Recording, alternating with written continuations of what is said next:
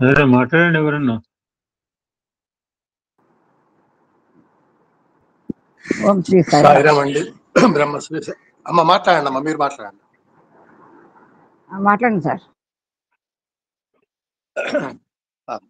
బ్రహ్మశ్రీ శాస్త్రి గారికి, గురువు గారికి నమస్కారాలు తెలియజేసుకుంటూ సాయిరామ్ అండి.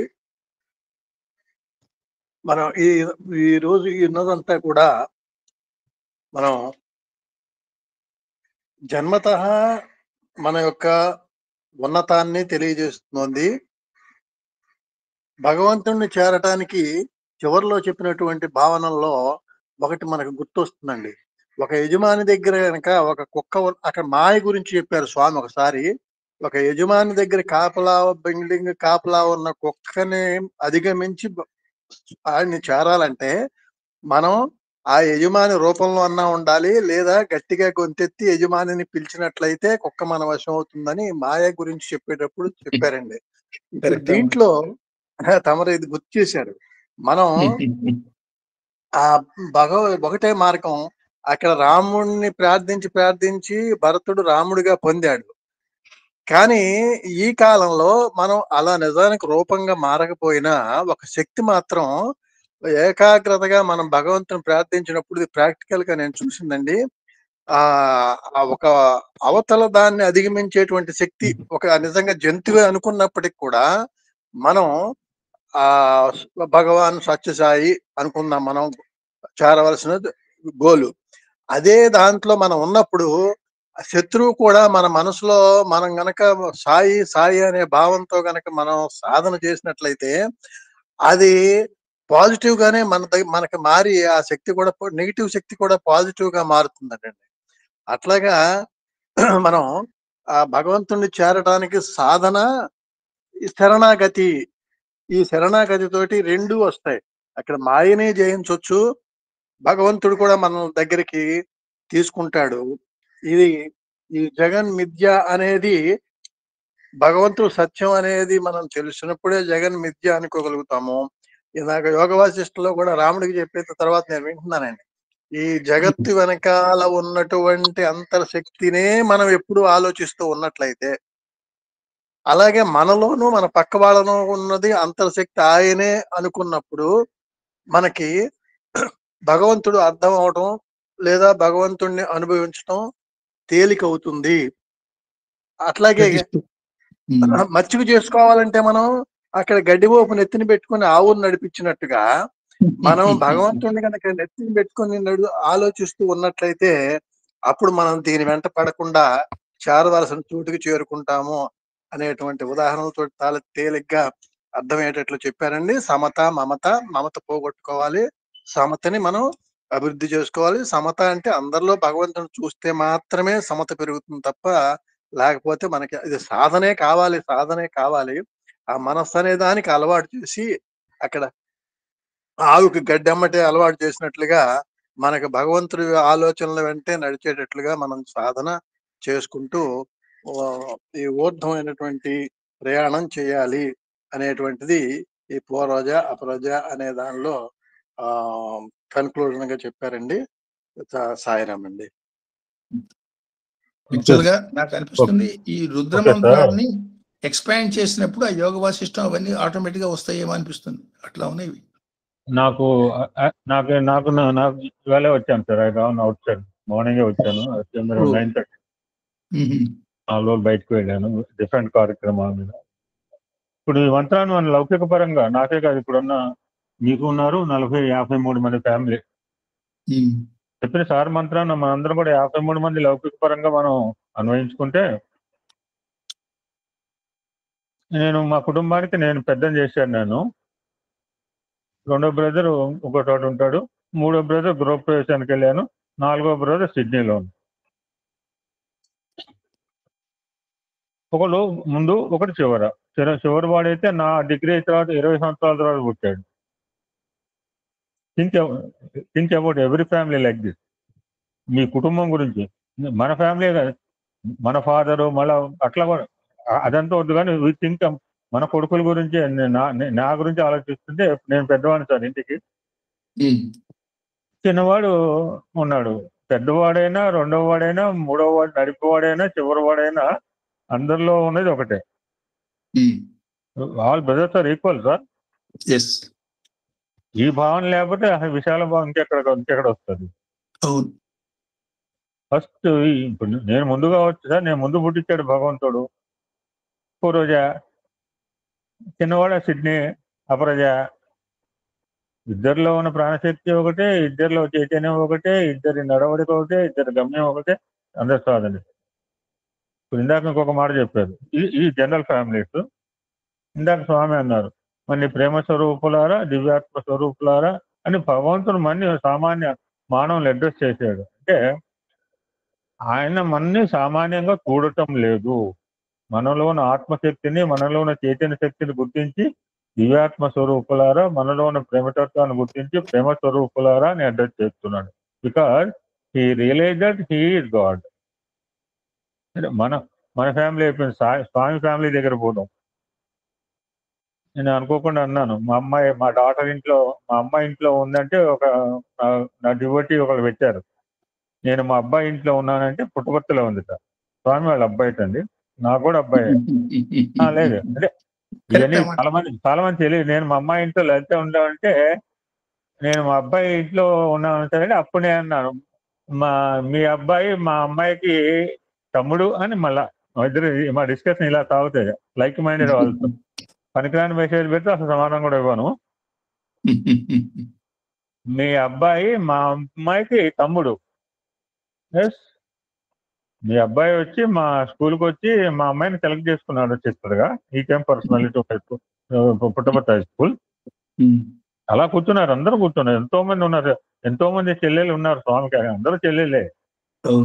But he came stopped at my daughter and selected Lalita, you are my sister in Parvathamma in నాటిక. నువ్వు నాటిక అంటే నాటిక, రియల్ అంటే రియల్. మనం నాటిక రియల్ అని మనకే వదిలేసారు సార్.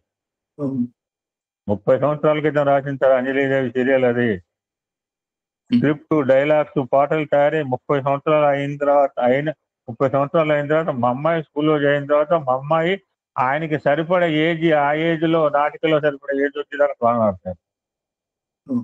అది నా భావన సార్. అంటే ఇట్లా ఇవంతా నేను చెప్పలేదు, ఇంప్లైడ్ అనే yes, your daughter is blessed, parents also blessed అన్నారు. ఇప్పుడు ఫ్యామిలీ దగ్గరకు వస్తే, స్వామి ఫ్యామిలీలో ఫిజికల్ గా 1+2+2 శేషమరాజు అండ్ 2 సిస్టర్స్. ఈయన స్వామి సర్వైవ్డ్, 3 లాస్ట్ గర్భంలో పోయేట. పోయిన సంగతి వద్దు, మిగిలిన సర్వైవల్ గురించి ఆలోచిద్దాం. సర్వైవల్ అది ఫిట్టెస్ట్, చార్లెస్ డార్విన్ థియరీ. ఈ సర్వైవల్ అది ఫిట్టెస్ట్ లో 4 ఒక తల్లికే పుట్టారు. అంటే ఇందాక అన్నారు కదా, మనోజ యోనజ, భగవంతుడి సంకల్పం. ముగ్గురేమో యోనిజ, ఈయనేమో మనోజ. ప్రవేశము అంటే ప్రవేశం means you can call it as మనోజ, ఫస్ట్ టైప్ ఆఫ్ బర్త్. సంకల్పమాత్రంగా వచ్చాడండి. కరెక్ట్ అన్నమాట. శ్రీకృష్ణ పరమాత్మ సంకల్పమాత్రంగా ప్రవేశించలేదా? సో ఇప్పుడు బుద్ధుడు సంకల్పం మాత్రంగా, గౌతమ బుద్ధుడికి కూడా అంటే ఒక తెల్లటి ఏనుగు ప్రవేశించి ఒక మహనీయులందరికీ ఒక్కొక్క రూపంలో అండి. స్వామి ఫ్యామిలీలో 4 సర్వైవల్లో ఆ పరమాత్మ తత్వాన్ని ఎవరు గుర్తించారు సార్? కేవలం అందరూ పరమాత్మ తత్వాలే. ఎందుకంటే స్వామి యొక్క అడ్రస్ ప్రకారము అందరినీ దివ్యాత్మ, ఏ ఒక్కను ఈస్ట్ సైడ్ కూర్చున్న వాళ్ళని ఈస్ట్ ప్రశాంతి వాళ్ళని దివ్యాత్మ స్వరూపులారా అని పిలిచి మిగిలిన వాళ్ళని వేయగలవు అట్లా అనలేదు కదా. ప్రశాంతి నిలయంలో ఆయన కళ్ళ కనపడే వాళ్ళందరూ కూడా సమిష్టి కూటమి, ఒకటే అడ్రస్, దివ్యాత్మ స్వరూపులారా ఆరు ప్రేమ స్వరూపులారా. అటువంటి ఫ్యామిలీలో ఒకటే పేరెంట్స్. మరి ఆయనకి 4 ఇద్దరు, పెద్ద వెంకమరాజు, పార్వతమ్మ, ఈశ్వరంబ. ఆయన 4 సంతానంలో 4 మరి దైవ స్వరూపులు, 4 చైతన్య స్వరూపులు. ఎందుకని మన ఫ్యామిలీ అనుకున్నట్ట, కామన్ ఫ్యామిలీగా అంటే మనకంటే చాలా కామన్ ఫ్యామిలీలో జన్మించాడు ఆయన. ఇంకా మనకి అన్నీ ఉన్నాయో, తినడానికి అన్నీ ఉన్నాయో, బొత్తాలు పెట్టుకోవడానికి ఉన్నాయో, లేదా ఇస్త్రీ చేసుకోవడానికి ఉన్నాయో, బట్ ఆయనకి ఏమి లేవు. బొత్తాలు పెట్టుకోవడానికో పిన్నిసులు లేవు. అంతటి నిర్భాగ్యమైన కుటుంబం. మన సూక్ష్మమైన అంటే పేదరికంలో పుట్టినవాడు ఆయన ఒక్కడే పరమాత్మ తత్వాన్ని అర్థం చేసుకున్నాడు ఆ కుటుంబంలో. మిగిలిన ముగ్గురు ఒక్కసారి ఆలోచిద్దాం సార్, ఒక్కసారి ఆలోచిద్దాం. ఒకటే పేరెంట్స్, ఒకటే చైతన్య శక్తి, ఒకటే రక్తము. అప్పుడు అంటే మరి ఫ్యామిలీ ఏంటో రక్తం ఒకటే అనాలిగా, సేమ్ లేదు. ఇప్పుడు ఆయన శరీరంలో విశ్వరక్తం, ఆయన ప్రవహించేది విశ్వరక్తం sir. But limited to family చూసుకుంటే వాళ్ళు నలుగురు ఒకటే రక్తం కదా, ఒకటే తల్లిదండ్రులు, ఒకటే జీవన విధానం, ఒకటే ఫుడ్ మెటీరియల్, ఒకటే పెంపకము. అంటే పెరిగిన విధానం తేడా ఉంది. ఒకటే పెంపకం కావచ్చు, బట్ నలుగురు 4 రకాలుగా పెరిగారు. మళ్ళీ పెంపకం ఒకటే, బట్ పెరిగిన విధానం తేడా. వాళ్ళేమో సామాన్య టీచర్ ట్రైనింగ్ చేసిన టీచర్ అయ్యాడు. సత్యం కూడా టీచర్ ట్రైనింగ్ ఉద్యోగం చేసిన 4 జీతాలు 4 రూపాయలు సంపాదిస్తాడా, అదే యాంగిల్ ఆలోచిస్తున్నాడు. కానీ ఈయన విశ్వాన్ని ట్రాన్స్ఫార్మ్ చేయడానికి వచ్చాడు అని సేమ్ కుటుంబంలో అర్థం చేసుకోలేదు. ఆ నలుగురిలో కూడా నేను ఇప్పుడు స్వామి మీరేమన్నారు, నేను ఒక్కనే దేవుడు కాదు, మీరు మళ్ళీ అదొక లాజిక్ తో మాట్లాడారు స్వామి. నేను ఒక్కనే దేవుడిని, మీరు నా పాద నమస్కారాలు చేయాలి, నాకు ఫోటోలు పెట్టాలి, దండలు వేయాలి. నేను ఎవర్ సెడ్ లైక్ దట్. అవతార కాలంలో మొత్తం కూడా నేను పరమాత్మ, మీరు కూడా పరమాత్మ. బట్ మీరు బంధీకృతమైన స్వేచ్ఛజీని మన సత్యం ఉంటుందో నేను రియలైజ్ అయ్యాను, మీరు have not realise that your God. సో మన దివ్యాత్మ స్వరూపులారంటే అట్లా అవుతారంటే ఆయన ఏం చేయడు.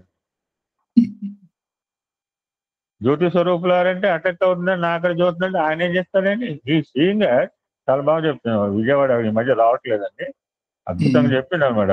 మనందరినీ స్వామి 40,000 మంది అనుకున్నామా, లేదు 40,000 జ్యోతులుగా. ఇందాక మీరు అన్న చిట్టుబడి వెళ్ళినప్పుడు ఒకటేమో బాగా తారాస్థాయికి పోతుంది, ఒకటేమో ఒక లెవెల్లో వెలుగుతుంది. ఒకటే చిట్టుబడి నుంచి వచ్చిన రవ్వలు అక్కడ కూర్చుని 40,000 జ్యోతులు కూడా ఒక రకంగా ఎందుకు వెలుగుతాయి?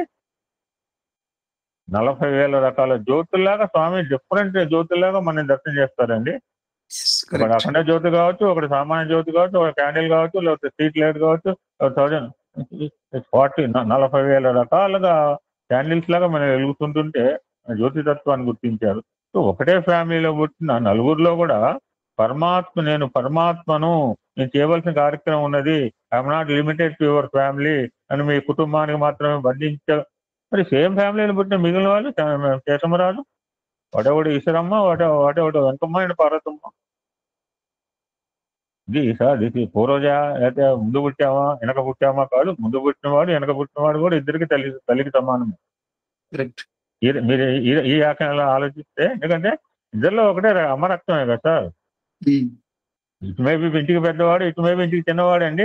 ఇద్దరిలో ప్రవేశించే అమరత్వమే కదా. అద్భుతమైన యాక్చువల్ గా నేను 2-3 రోజులు పర్సనల్ జాబ్తో వెళ్ళాను సార్. ఇక ఈ 2 మాటలు మాట్లాడిపోతే నాకు చాలా 4 రోజులు బట్టి కూడా నేను జస్ట్ లాగిన్ అవుతున్నా, వాళ్ళకి హ్యాండ్ ఓవర్ చేస్తున్నాను. అద్భుతం సార్, ఇంట్రెస్టింగ్. నేను ఎక్కడ వచ్చింది, నేను ఒక మీటింగ్ లో వచ్చింది అనమాట. వాళ్ళు ఇద్దరు గ్రూప్ లో కలుపుకున్నాను. అక్కడ నేను వెళ్ళింది చెప్పాను, 3వ బ్రదర్ గ్రూప్ ప్రవేశానికి వెళ్ళాను. అక్కడ కూడా సాయిగా అయితే చెప్పి, అక్కడ కూడా బ్రహ్మార్పణ చెప్పి భోజనాలు పెట్టాం. అక్కడ కూడా స్వామి విభూతి ఇచ్చాం, అక్కడ కూడా స్వామి ఫోటోలు ఇచ్చాం. ఎక్కడ పోయి నాకు ఇదే పని సార్. అడవిలోనూ ఆకాశం. ఇందాక మా సన్న అంటున్నాడు, నేను ఉన్న 4 రోజుల్లో మా అమ్మాయి ఆఫీస్ పని మీద, మా అల్లుడు వెళ్ళిపోయి, నా పని మీద నేను ఉన్నాను. నేను ఒక్కనే ఎప్పుడు అనుకుంటాను. నా చేతిలో లిఖిత చెప్పం పుస్తకం ఉంటే అడవిలో కానీ ఆకాశంలో కానీ ఎడారిలో కూడా వెళ్ళి హ్యాపీ సార్. నా చేతిలో లిఖిత చెప్పం పుస్తకం ఒకటి ఉంటే చాలు సార్. ఎవ్వరు ఫీల్ అయితే ఇందాక అంటున్నాడు, వాళ్ళ అమ్మాయి తింటా, మీ నాన్న ఒక్కడే అనుకున్నారా, అమ్మాయి ఆఫీస్కి పోవాలి సార్, అల్లుడు పని పోవాలి. నా పనుల మీద నేను వెళ్ళాను సడన్ గా.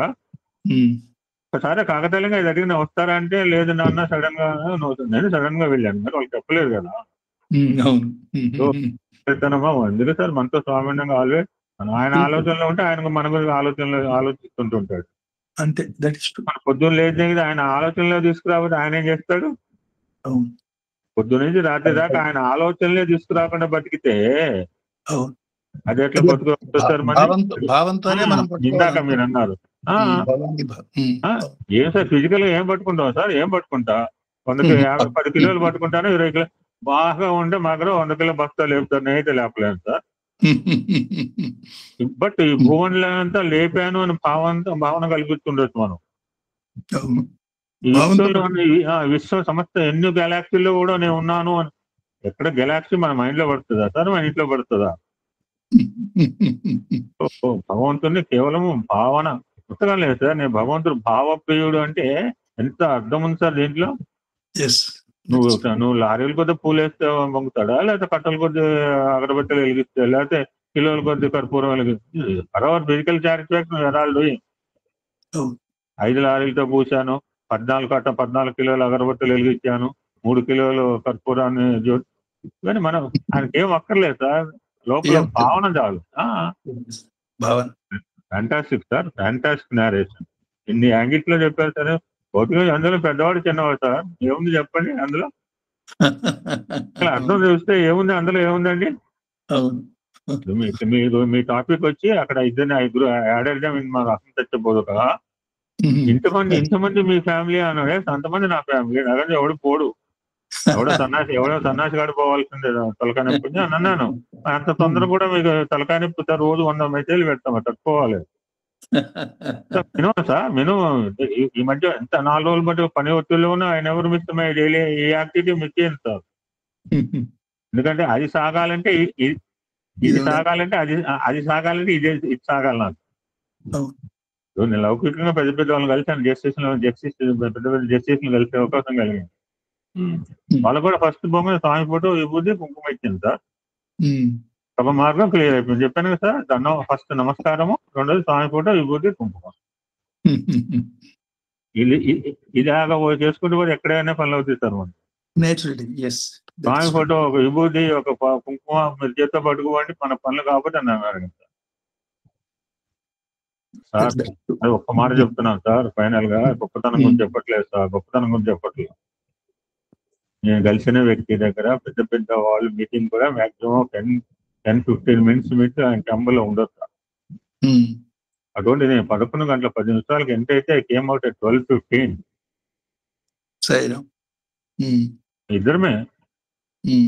ఇద్దరమే సార్. వాళ్ళ పిఎస్ ఆశ్చర్యపోయింది. ఇన్ని నిమిషాలు సార్ మీతో spend like that, just like my own brother. The most famous judge in both states in India, justice. అమాండ్ కాదు సార్, పెద్ద జస్టిస్ సార్ నేను కలిసింది. ఒకటే ఇప్పుడు పురోజ అపరజ అంతే. ఇద్దరులో ఆయన ఒకటే, ఇద్దరులో ఆయన గొప్ప, ఆయన నన్ను గొప్ప అనుకోలేదు, నన్ను తక్కువ చూడలేదు సార్. అది ఆనందదాయకం సార్. గొప్ప అనుకోలేదు నన్ను. అప్పుడు మన భావం చూస్తారా, వీడు గొప్పవాడు, వీడు పెద్ద కులం, మంచి కులమే, తెలివితేటలు గలవు, బాగా అన్నవాడు, బాగా డబ్బు ఉన్నాడు, వీడు హోదాం, ఇవన్నీ భావం, మన భావన సార్. వాట్ ఫ్యాంటాస్టిక్ అని అనుకున్నాను అనమాట. ఈ లుక్స్ మీ నన్ను ఎంత ఉన్నతంగా చూశాడు సార్, గొప్పగా. బికాస్ ఆఫ్ డివినిటీ సార్, దైవత్వాన్ని పట్టుకుంటే.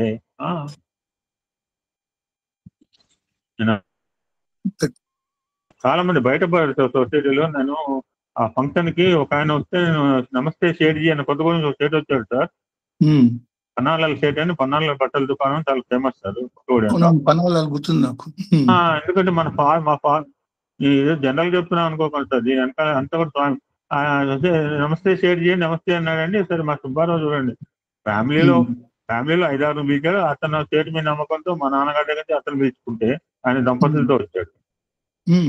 సో ఆయనకు స్వామి ఫోటో విభూతి అంటే అప్పుడు కుంభమేళ వాటర్ అయిపోయింది, ఉంటే ఇచ్చును.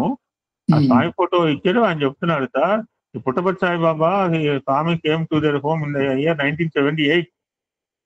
చూడండి వచ్చాటండి. అద్భుతమైన సంగమం జరిగింది సార్. మనం ఎక్కడికి పోయినా ఇదే ఆలోచన ఉంటే అదే. నేను సర్వ్ చేస్తుంటే అందులో వైట్ అండ్ వైట్ లో ఉన్నాను. మా చుట్టాలు అన్నారు, మామయ్య లేకపోతే పెదనాన్న గారు మీరు అంటే, ఆయన అన్నాడు ఆయన చేయండి, ఆయన చేస్తూ ఆ ప్రసాదం పెట్టండి అందరికి. ప్రసాదం సర్వ్ చేశాను సార్. Very good.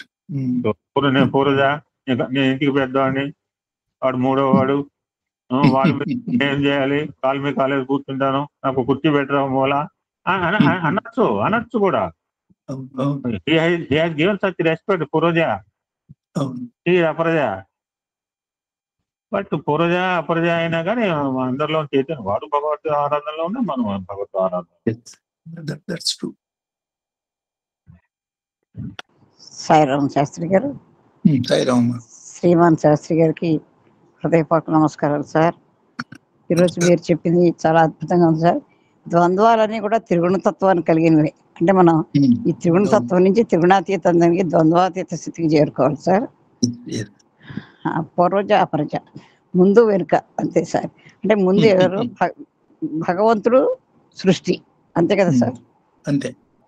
పూర్వం మొట్టమొదటి భగవంతుడు హిరణ్య గర్భస్థితికి, హిరణ్య గర్భస్థితి నుంచి పంచబ్రహ్మలు, పంచవాయువులు అలా అలా అలా అలా మార్పు చెందుకుంటూ ఈ విశ్వం అంతా వచ్చిందని తెలియజేశారు. విశ్వం విష్ణు చెప్పారు.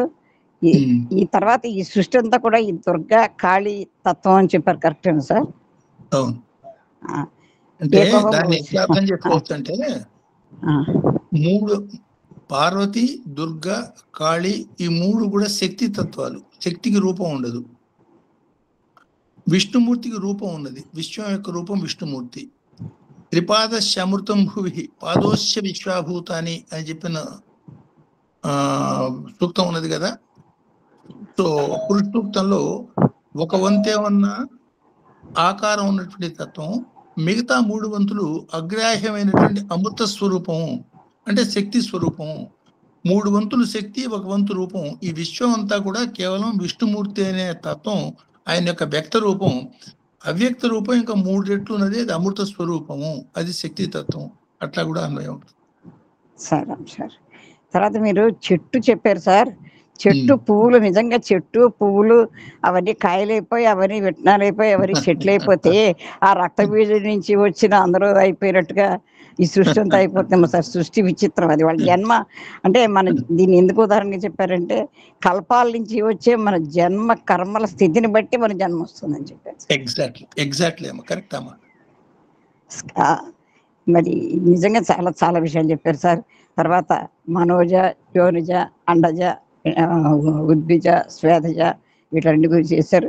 ముఖ్యంగా మనం ఏంటంటే, ఈ మనసుతోటి ఇంద్రియాలు ప్రయాణం చేయకుండా భగవంతుడి వైపు లౌకికంగా ప్రయాణం చేయకుండా భగవంతుడి వైపు ప్రయాణం చేసి ఉన్నత స్థితి వైపు ప్రయాణం చేయాలి. లేకపోతే లౌకికంగా ప్రయాణం చేస్తే అదో స్థితే. శరీరంతో చేయొచ్చు. మదాలు ముందు ఈ మదాలు వదులుకోవాలి సార్. మదాలు వదులుకోవాలి. దాన మతం ఈ మదాలు వదులుకోవాలి తెలియజేశారు సార్. ఎన్నోసార్లు వింటున్నాం, వెనక ఎప్పుడైనా వదులుతాయేమో లేదు సార్. తర్వాత ఆ కృష్ణుడు కుచేలుడు గురించి ఉదాహరణ చెప్పారు సార్. బ్రహ్మాండంగా ఉంది. తర్వాత మరి ఆ రాముడు ఎలా అయిపోయాడు, రాముడు భరతుడు ఎలా అయిపోయాడు, అది కూడా తెలియజేశారు సార్. షిరిడి సాయి 5 రూపాయలు ధన వ్యామోహం. మనకి అన్నం తింటే ఇంక అక్కర్లేదు, తినలేము. ఇంకోటి ఏదైనా అయితే ఇంక చేయలేము. కానీ ఈ ధనం అనేది ఒక వ్యసనం అనమాట, ధన వ్యామోహం. ఈ వ్యసనాన్ని ముందు వదిలిపెట్టుకుంటే అన్ని వదిలిపెట్టుకున్నట్టు సార్. నిజంగా అదొక మత్తు లాంటిది సార్ ఆ ధన వ్యామోహం అనేది. ఎందుకంటే అది సంపాదించేవాడు చూడండి, దాని మీద దృష్టి ఉంటుంది, తిండి మీద నిద్ర మీద కూడా చేస్తుండదు. కాబట్టి ఆ వ్యసనం. మరి ఇవన్నీ తెలుసుకోవాల్సింది ఏమిటంటే, పశుత్వం నుంచి పశుపతిగా మారడానికి మనకి ఉత్కృష్టమైన మానవ జన్మిచ్చాడు భగవంతుడు. ఆ భ్రమర కీటక న్యాయంలో ఆ భ్రమరం చుట్టూ, ఆ కీటకం చుట్టూ కనుక ఆ జుమ్నాదం చేస్తుంటే కీటకం ఏ విధంగా అభ్రమరంగా మారిపోతుందో, మనమంతా కూడా ఇలాంటి విషయాలు తెలుసుకుని ఆ భగవంతుడు దివ్యాత్మ స్వరూపాలని స్వామి చెప్పినట్టు మనంతా కూడా మనం తెలుసుకోలేని దాన్ని తెలియపరుస్తున్నారు సార్ మీరు. ఈ విధంగా మాకందరికీ కూడా ఈ విశ్వం అంతా నేనే అనే, నేనంటే భగవంతుడు కాదు, మనం అంతా కూడా ఈ విశ్వం అంతా మనమే, మనమంతా భగవంతుడమే అనే ఒక శరణాగతి తత్వానికి మనం వెళ్ళిపోవాలి సార్. ఎందుకంటే ఈ ఎలక్ట్రాన్స్ సైంటిస్టులే వాళ్ళు గుర్తిస్తున్నారు ఈ భగవత్ తత్వాన్ని. కాబట్టి మనంతా కూడా ఈ స్వామివారి పదాల్లో ఉండి మీలాంటి వాళ్ళ ద్వారా మరి ఇవన్నీ సమత, మమత వదులుకుని సమత వైపు వెళ్ళాలి చాలు. సమత మమత ఉండాలి, కానీ మమత వదులుకుని సమత వైపు వెళ్ళి శరణాగత తత్వంతో ఉన్నత స్థితి ప్రయాణం చేయాలి తప్ప అదో లౌకికంగా అదో స్థితి ప్రయాణం చేయకూడదని ఇవాళ నాకు ఇందులో అర్థమైంది సార్. ఇంకా చాలా మంది మాట్లాడేవాళ్ళు కాబట్టి మీకు మనం పూర్వజ అపరజ ఇద్దరిలో ఉన్న శక్తి ఒకటే అలా మాట్లాడుకుంటే, బట్ ఈ పూర్వజకి బేస్ ఏంటి?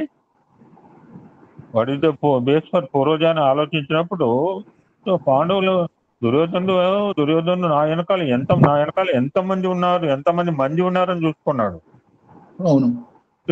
అర్జునుడు నా వెనకాల ఎవడున్నాడు, అక్కడేమో దుర్యోధనేమో మంది గురించి చూసుకున్నాడు, ఇక్కడ వెనకాల ఎవడున్నాడు. That's why God first others next I last అని తీరి వల్ల పాండవులు ఏం జీసస్ అనమాట.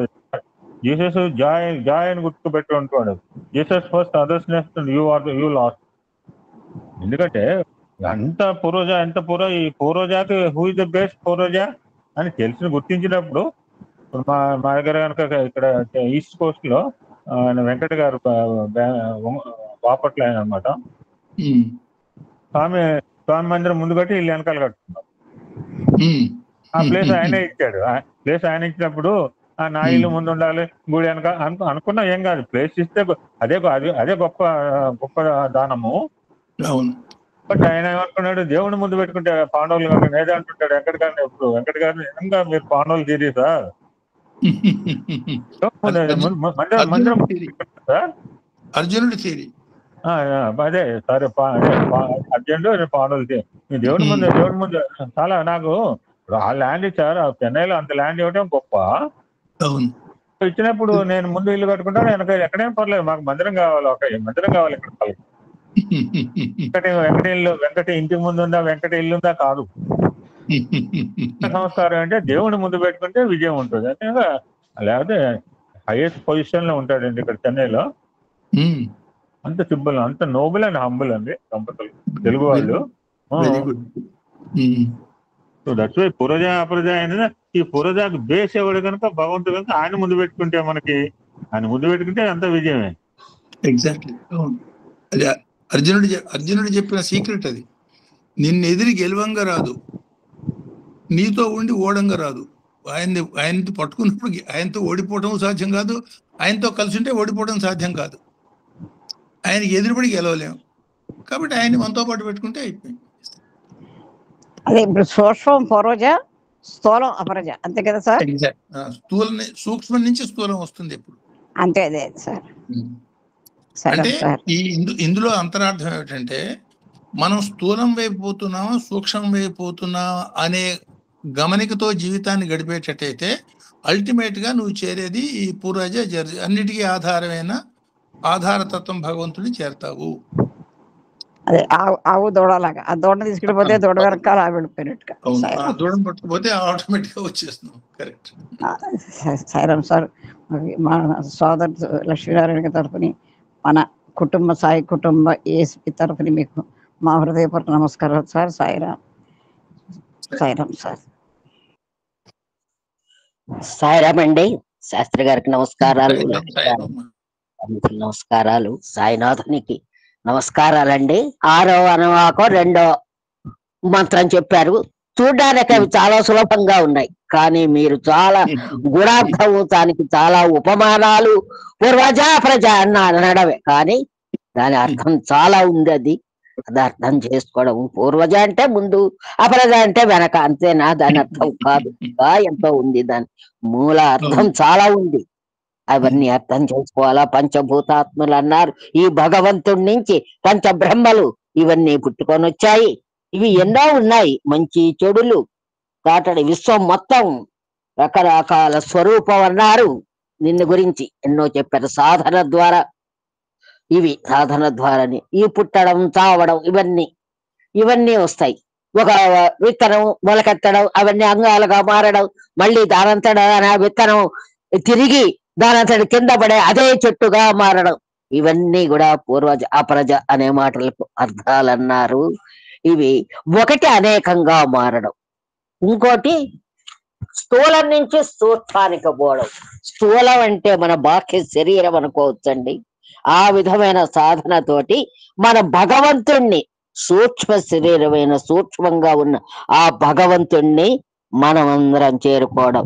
అదే హిరణ్యగర్భ స్థితి అని కూడా అన్నారు. ఇది చాలా బాగుంది. ఈ హిరణ్యగర్భ స్థితిని ఒక్క రవ్వ అన్నారు, కణం అన్నారు, ఒక్కొక్క కణం అన్నారు, ఒక్కొక్క రవ్వ. ఈ అనంత శక్తి ఒక కణం, ఒక్కొక్క నక్షత్రంగా మారిందని. ఘనీభవించనేది భూమండలం అన్నారు. రూపాంతరాలు మానవులు అన్నారు. ఈ విధంగా సృష్టి జరిగింది. సృష్టికి కారణము దీని తల్లి నుండి ఆ బిడ్డ ఆవిర్భించడం, అది కూడా ఒకటి చెప్పాడు. పూర్వజ నది చెట్ల గురించి చెప్పారు. ఇవన్నీ చాలా బాగున్నాయి. ఇవన్నీ విషయాలు, ఇవే అనేక ప్రక్రియలు అనే మాట కూడా అన్నారు. ఈ ప్రక్రియలు అన్నారు. ఆ శక్తి ఉత్పన్నమయ్యేదే సాధనారు. పశుపతిగా మారడం. ఈ పశు విధానం నుంచి పశుపతిగా మారాల అన్నారు.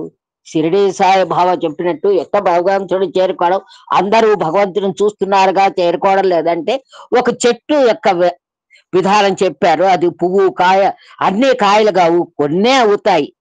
అందువల్ల దాన్ని ఆధారంగా చేసుకొని మనం ఎందుకని భగవంతుని చేరుకోలేకపోయినామంటే ఆ మామిడి చెట్టే ఉదాహరణ. అవి అన్ని కాయలు కాలేవు, కొన్నే అవుతాయి. అవి వాళ్ళ సంస్కారాలు, వాళ్ళ పూర్వజన పుణ్యాన్ని బట్టి వాళ్ళు బ్రహ్మం చేరుకుంటారు అనేది.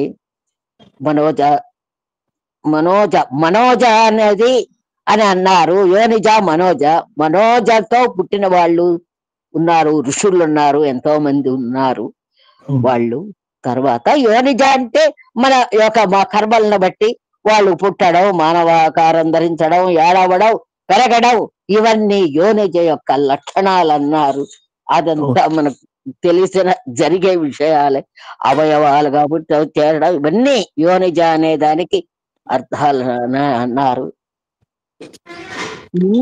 ఇంద్రియాల ద్వారా మనం జీవిస్తూ ఉంటాము. ఈ మనస్సును మన కంట్రోల్లో ఉంటే ఇంద్రియాలు కూడా మన కంట్రోల్లో ఉంటాయన్నారు. ప్రాణ స్పందన వల్ల కారణం ఆత్మ అన్నారు.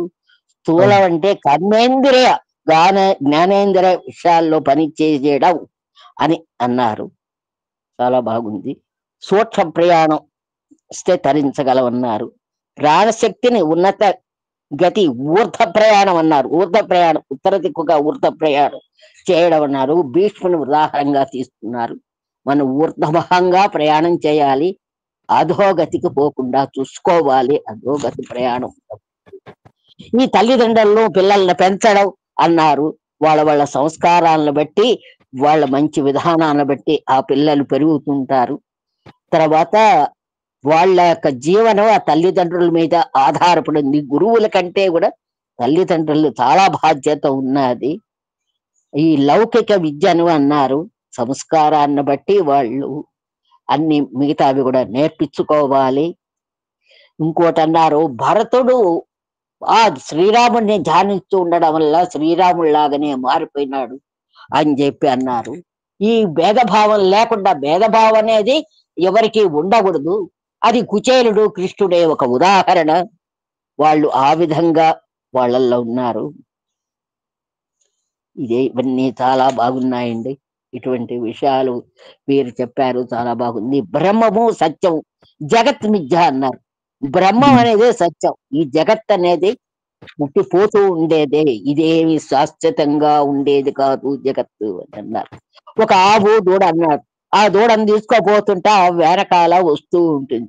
ఆ విధమే మన జీవితం కూడా, ఆ విధంగా మనం విధంగా ఆధారమే వెళుతూ ఉంటాము. సమత మమత అన్నారు. ఈ మమతను వదిలేస్తే ఆ సమత దానంతట అదే వస్తుంది అన్నారు. మమతను వదిలేస్తే సమత ఉంటుంది, మిగిలేది మనకు సమతే. ఈ విధమైన అర్థం, ఈ విధమైన భావనతో ఒక బిల్వ దళాన్ని స్వామి చెంత వదిలిస్తున్నాను. సాయిరామ్. సాయిరామ్. సాయిరామ్ శాస్త్రి గారు. సాయిరామ్. నాకు ఒక్కటే అర్థమైంది. పశువు నుంచి పశుపతి అవడానికి స్వామి చెప్పిన 9 కోడ్ ఆఫ్ కండక్ట్ మనం ఫాలో అవుతే నుంచి పశుపతి అవుతామండి. మన ఆచరణలో పెట్టుకోవాలండి. ఇప్పుడు భరతుడు తన ఆచరణలో కూడా ఉంది కదా. ఏదైనా మన శబ్దాలు మన నోట్లోకి వస్తాయి, కానీ అది మనం ఆచరణలో ఎప్పటిదాకా మన డైలీ వ్యవహారంలో పెట్టుకోకపోతే దానికి వాల్యూ లేదు కదా, మనం ఎలా మారుతాం? కరెక్ట్ అన్నమాట. Simple example. ఊరికే అన్నం అన్నం అంటే కడుపు నిండుతుంది, అన్నం తింటేనే కడుపు నిండుతుంది. నేను అర్థం చేసుకుంది. థ్యాంక్ యూ, చాలా బాగా చెప్పారు. నాకు ఇది అర్థమైంది అంతే. బాగుందమ్మా.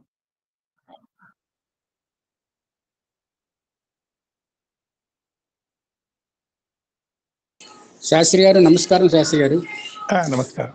అంత సృష్టి అంతా ద్వైతంలో పెట్టి అందులో అంతా అద్వైతంలోకి ప్రయాణించాలి. త్రిమూర్తులు బ్రహ్మ విష్ణు స్వరూపం తాలూకా మూల స్థితి హిరణ్యగర్భ స్థితి అని చెప్పారు కదా. ఈ హిరణ్యగర్భ స్థితిని అద్వైతంలో పెట్టి ఈ బ్రహ్మాసి విష్ణువులంతా ద్వైతంలో పెట్టి ఇందులోంచి అందులోకి మానవుడు చేరుకోవాలి, చేరుకుంటేనే అద్వైత స్థితికి చేరుకోగలడు అనేసి మీ అంత మూల సూత్రాలు బాగానే చెప్పారు. చాలా విషయాలు అద్భుతంగా చెప్పారు. కానీ ఆచరణ సాధ్యం ఇవన్నీ అవుతున్నాయా అని అంటే యోగులకు కూడా ఇప్పుడు ఈ స్థితిలోని మహాయోగులు కూడా ఈ స్థితిని ఇంకా పొందట్లేదు. అందుకే కాయలు చెట్లు పువ్వులు ఇవి చెప్పారు. పువ్వులు కాయడం, పువ్వులు పూయడం, కాయడం, ఎన్నో కాయలు పండుతున్నాయి, కొన్ని అన్ని పండటం లేదని చెప్పారు. చూసారా? సామాన్య మానవుడికి అద్వైత స్థితి పొందే అర్హత ఎప్పుడు వస్తుందండి? రైల్లో ప్రయాణాలు చేస్తున్నాం, పడవల్లో ప్రయాణం చేస్తున్నాం, విమానాల్లో ప్రయాణం చేస్తున్నాం, అన్ని ద్వైతంలో సృష్టించిన అన్ని వినియోగించుకుంటున్నాం. అసలు మరి శారీరకంగా కావాల్సిన సుఖాలన్నీ అనుభవిస్తున్నాం.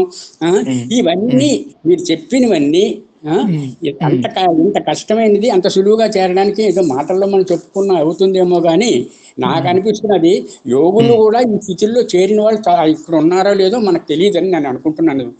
శాస్త్రి గారు చెప్తాను. అంటే ఇందులో యాక్చువల్గా మన మధ్యలో మన కళ్ళ ముందు మనతో పాటే తింటూ మనతో పాటే తిరుగుతూ స్వామి ఆదర్శం ఎక్స్ప్రెస్ చేసేదానికే కదా వచ్చింది. సో ఫర్ ఎగ్జాంపుల్ సత్సాయి అని చెప్పుకుంటున్నాం. కరెక్టే, మనకు ఉన్నది అది. కారణం ఏంటంటే ఇట్లాంటి వాళ్ళు ఎంతో మంది మహానుభావులు యోగులు ఉన్నా కూడా వాళ్ళు ఇంత ఓపెన్గా మన మధ్యలోకి రావటం అనేది సాధ్యం కాదు, రారు. ఎందుకంటే ఒక స్థాయి ఉంటే తప్ప వాళ్ళు బోధించలేరు. సపోజ్ స్వామి యొక్క రెస్పాన్సిబిలిటీ ఏమిటి? 0 to infinity. స్వామి యొక్క రెస్పాన్సిబిలిటీ 0 to infinity కాబట్టి అన్ని రకాల స్థాయిల్లో ఆయన బోధించారు. అందుకే ఆయన మనం ఎప్పుడైనా ఎగ్జాంపుల్గా ఆయన చెప్పుకోవడానికి కారణం అది. ఫర్ ఎగ్జాంపుల్ ఒక పర్టికులర్ లెవెల్ ఆఫ్ మనుషులకి ఆయన చెప్పింది, ఇవన్నీ మీకు అక్కర్లేదమ్మా, దేవుడు ఉన్నాడు, మీరు నమ్మండి చాలు. అది చూడటానికి చాలా సింపుల్గా ఉన్నది. దేవుడు ఉన్నాడని నమ్మటం అది ఫస్ట్ స్థాయి, అది చాలు. సెకండ్కి వచ్చేటప్పటికి భజన ఇంకోటి అన్నారు. పోనీ అక్కడితో ఆపారా? ఇంకోటి లేదు, మంత్రం జప ధ్యాన వినా సుఖశాంతిని మూడోది కొంచెం ఇంకొంచెం దగ్గర మంత్రాలు తంత్రాలు ఏమిటి, ఈ సేవా కార్యక్రమం ఇవి అన్నారు. లేదు, 4 వచ్చేటికి ఈ నవ్ కోడ్ ఆఫ్ కాండక్ట్ ఇవన్నీ మీరు పాటిస్తున్నారా అన్నారు.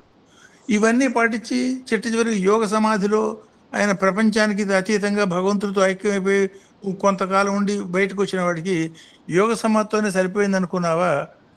సమాధికి అసమాధికి కూడా తేడాలని స్థితి వచ్చేదాకా ఆ ప్రయత్నం చేస్తూనే ఉండాలి అన్నారు. చూడండి, ఒక లెవెల్లోనే ఉన్నా అసలు దేవుడు ఉన్నాడు, నువ్వు నమ్ము చాలు. అదే పంచాక్షరి, దేవుడు ఉన్నాడు, 5 అక్షరాలు పంచాక్షరి. మహాయోగి సమాధి పొందిన యోగి వస్తే సమాధిలో ఉన్నంతసేపు నువ్వు భగవంతుడితో ఉన్నావు, బయటకు వచ్చినాక మామూలు మనిషి అయిపోతున్నావు కదా. సర్వకాల సర్వావస్థల్లోనూ నువ్వు భగవంతుడు కావాలన్నప్పుడు సమాధికి అసమాధికి తేడా లేని స్థితి దాన్ని చలిత సమాధి అన్నారు. అంటే సర్వకాల సర్వావస్థల్లో సమాధి స్థితి. సమాధి స్థితి ఎట్లా వస్తుంది? సమాధి ఇది సమాధి అన్నారు. సమత. ఇప్పుడు మనమే ఉన్నాం, అనేక రకాల ప్రాపంచికమైన వస్తువులు వ్యవహారాలు అన్నీ ఆలోచిస్తున్నాం, చేస్తున్నాం, ఆచరిస్తున్నాం, అనుభవిస్తున్నాం. సో ఈ అనుభవించొద్దు చెయ్యొద్దు అని కనుక చెప్పేటట్టయితే దాన్ని ఆచరించలేం. ఈ చేసేది భగవంతుడుగా నేను ఆచరిస్తున్నాను అనే భావన మనం బలపరచుకోవటం మూలంగా దాన్ని పొందొచ్చు. దీనికి కూడా మీకు స్వామితోనే ఎగ్జాంపుల్ చెప్తాను. ఒక మిలిటరీ ఆఫీసరు స్వామి మీద డివోటీ, నమ్మకం, స్వామి మీరు ఇవన్నీ చెప్పారు కానీ నేను తాగకుండా ఉండలేకపోతున్నాను, రోజు 2-3 పెగ్గులు తాగితే తప్ప నాకు ఇది ఉంటలేదంటే అది కూడా భగవదర్పణంగా భగవంతుడికి అర్పించి భగవంతుడికి ఇస్తున్నాను భావంతో చేయమన్నారు. కొంతకాలం చేసేటప్పటికి భగవంతుడికి ఏమిటి, నేను ఇది అర్పించడం ఏమిటి అన్న భావన ఇది ఎప్పుడైతే బలిసిందో ఆటోమేటిక్గా ఈ అలవాటు తాగుడు అనే అలవాటు పోయింది. అంటే చెడుని వదలకుండా మంచిని పట్టుకోవడం సాధ్యం కాదు. కాబట్టి చెడు మంచి కలిపి కొన్నాడు చేస్తూ పోతున్నప్పుడు ఆటోమేటిక్గా మనకి తెలియకుండానే చెడుని దృఢమైనటువంటి మనస్థితిని మనం పొందగలిగినప్పుడు చెడుని ఆటోమేటిక్గా వదలటం అవుతుంది. చెడుని వదిలి మంచి పట్టుకున్నాం, మంచి వదిలి ఇంకా మంచి పట్టుకుంటాం, ఇంకా మంచి వదిలిపెట్టి ఈ మంచికి చెడుకి అతీతమైన పరమాత్మను పట్టుకుంటాం. అందుకనే కర్మ చేయకుండా మనిషికి జీవనం వెళ్ళదు. కాబట్టి కర్మ చేసే తీరాలి. అది దుష్కర్మ చేసే బదులు సుకర్మ చెయ్యి. ఆ సుకర్మ చేసేటప్పుడు ఆ భగవంతుడనే భావంతో చెయ్యి, అది వికర్మ అవుతుంది. ఆ వికర్మను కూడా లేదు అసలు భగవంతుడే చేస్తున్నాడని దృఢమైనప్పుడు అకర్మగా మారుతుంది. సో కర్మ, సుకర్మ, వికర్మ, విశేషమైన కర్మ, విశిష్టమైన కర్మ, ఆర్ వివేకమైన కర్మ, అకర్మ. కర్మ చేస్తున్న అంటని స్థితి. అట్లా ఏ మార్గం తీసుకున్నా ఇది చేస్తున్నదంతా భగవంతుడు అనే భావన మనం బలపరుచుకుంటూ పోయేటట్టయితే ఈ అనుభవాలు మనకి ముందు అంటకుండా పోతాయి. ఇప్పుడు 2 రకాల ప్రయోజనాలతో మానవుడు ఏ పనైనా చేస్తూ ఉంటాడు. ఒకటి నేనే చేస్తున్నాను అనే అహంభావంతో చేస్తాడు. రెండోది ఈ పర్టికులర్ ప్రయోజనం కోసం చేస్తున్నాను.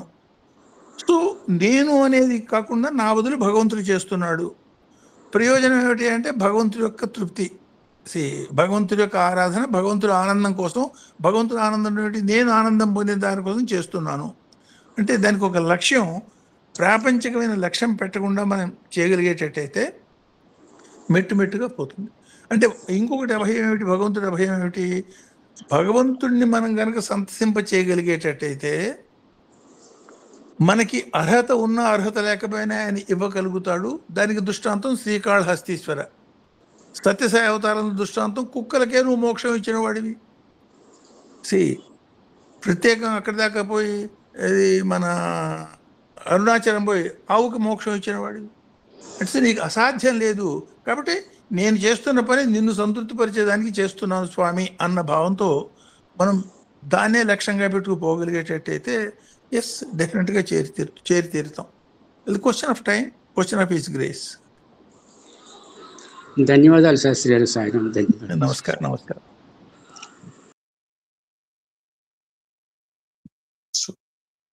Any further or we'll close it here?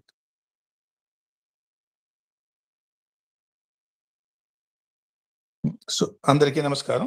Next Monday కలుద్దాం.